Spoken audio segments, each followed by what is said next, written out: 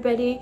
My name is Millie and this channel is called Millie Talks Money, where I am going to be able to teach all of us, because I am also learning, everything that I've kind of learned in my 8 years of banking experience. Things that I wish my parents would have taught me, what I wish schools would teach to actually prepare us for the real world system, I should say. We may not all like the system, but we have to know how to work with it. So I'm just going to go over a couple of things that I think are important when purchasing a vehicle loan. So under step one is understanding what interest is. And this might be a little bit beginner friendly, but I really want to target the audience that has no financial literacy, especially our Latin community, where we aren't raised to know these things. We kind of just taught to work, but not really understand the importance of what financial literacy looks like. So first is understanding what interest is. So when you borrow a loan from a bank, you pay back that loan, and that lump sum is considered the principal. So let's say you got a loan for $20,000.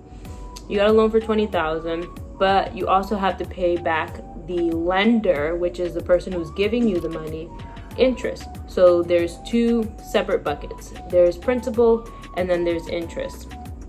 With the interest, you're usually paying that at the beginning of your loan. You're just, every time you make a payment, you pay a little bit towards interest and a little bit towards the principal. But most of the upfront amount always goes to interest. So with that being said, I'm going to give you a little bit of an example of what that looks numbers wise. I'm going to bring my board here, what it looks like. So this here is $20,000 at 13% for 5 years. So to calculate how much you would pay over the life of the loan over the 5 years, we would take 20,000 times 0.13. So we change the percentage into a decimal and then multiply it by 5. So we would do 20,000 times 0.13 times 5, which is going to equal 13,000. So that's just an estimate. 13,000 plus 20,000, that's going to be 33,000. I'm going to put that up here. So for a vehicle that costs 20,000, you're now paying a total amount of 33,000 for that vehicle, because you're paying the bank to let you borrow that money. Now, I'm going to share a little bit of my tips. 13%, this is usually if you're maybe around like a B, C tier credit score. And if you guys want a video of me explaining the types of tiers that there are for credit, I can absolutely do that as well. But I really want to make this short and simple. So like if you're car shopping, for an example, you're able to calculate how much it's going to be in total that you're actually paying for the loan. And always look at your sales contracts and see what amount at the end of the loan. So it usually has like a bucket that says like finalized payment after the full term of the loan. Always look at that. There's so much more that goes into it, and I don't want to confuse you. So I'm gonna leave it at that, because there's things that are called like, I say I'm gonna leave it at that, and then I continue to ramble on and tell you. But there's things that are called like loan to value, so that it puts you in a position as to when you finish this loan to see if you're in a good position or if you're in a bad position. So that's something to look for too. I can also make a separate video about that if that's something that you guys want me to go in a little bit in depth of. But first, let's just talk about calculating interest, what interest is, and let me give you a little bonus tip.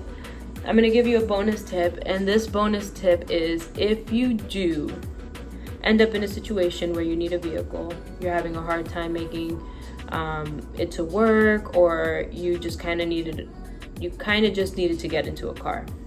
Okay, yes, you may have financed at a higher rate of 13%, but what you can do is you can work on building your credit, which I can help a little bit on that too. If you want some extra videos, I can make some work on building your credit so that you can refinance the vehicle, hopefully drop this down to maybe a 6%, and then you'd only be paying $7,000 in interest. So if your score is better, it's less of a risk to the bank, so which causes the interest rate to be less.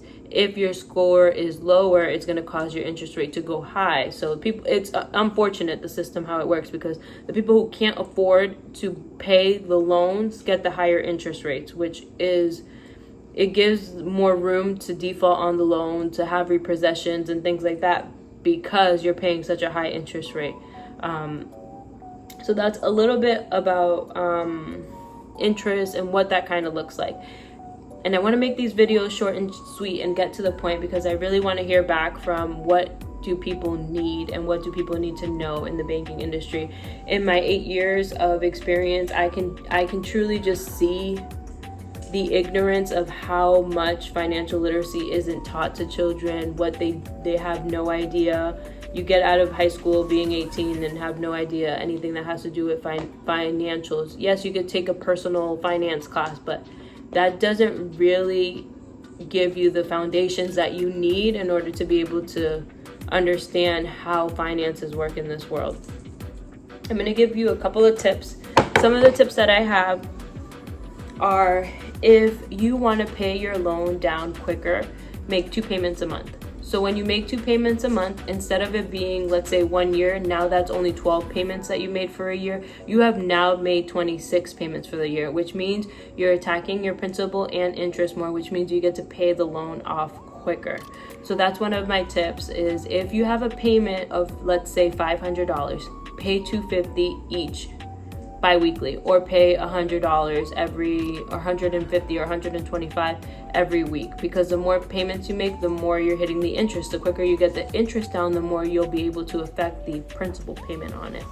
And if this sounds like gibberish, I would like to know, to see if I can break it down a little bit better, to make sure that I'm making sense and I'm able to help you guys understand what interest looks like. The other tip that I have is refinancing. Refinancing is a good option. The tricky part is, what nobody tells you is, you get into this vehicle and then everybody's like, yeah, well, just take the high interest rate and then refinance. But getting approved for a refinance is not as easy, because you have to make sure that your credit is in a better position, and looking at the full credit profile, because let's say you just have that vehicle loan with you. Not every lender is going to be accepting of that and giving you a 5.5 because you paid them good for 6 months. Some are going to require 1.5, 2 years of history of making on-time payments.